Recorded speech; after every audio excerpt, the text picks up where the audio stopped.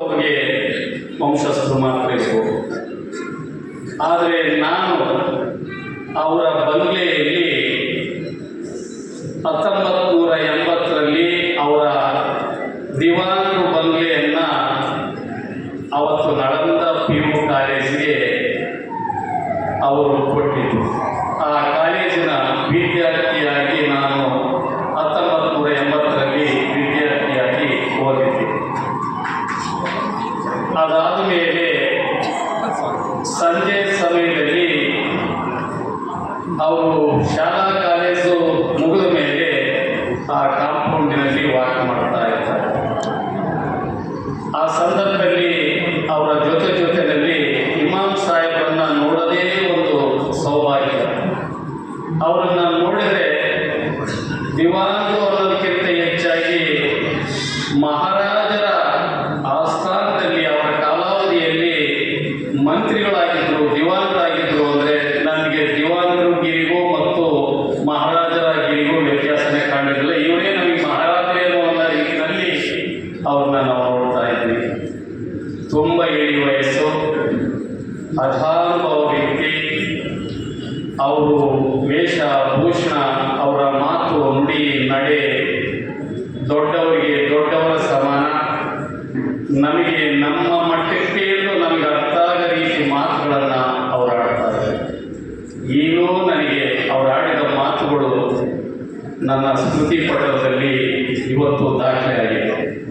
ಹಾಗಾಗಿ ಅವರು 1897ರಲ್ಲಿ ಜನಿಸ್ತಾರೆ.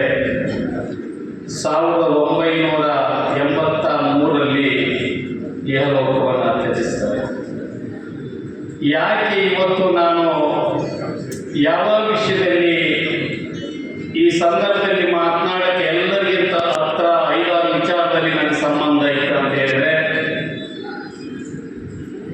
ಇವತ್ತು ಅವರು 1923ರಲ್ಲಿ ಜಗಳೂರಿನಲ್ಲಿ ಪುರಸಭೆಯನ್ನು ಕಟ್ಟಿಸ್ತಾರೆ.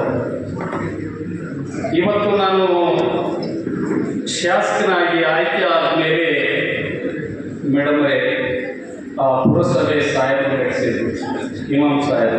ಅದನ್ನು ಜನಸಂಪರ್ಕ ಕಚೇರಿಯನ್ನಾಗಿ ಮಾಡಿಕೊಂಡು 12ನೇ ಶತಮಾನದ ಸರ್ವ ಜನಾಂಗದ ಶಾಂತಿಯ ತೋಟ ಅಂತ ಕುವೆಂಪುರವರು ಏನು ಹೇಳಿದ್ರು, 12ನೇ ಶತಮಾನದಲ್ಲಿ ಬಸವಣ್ಣವರು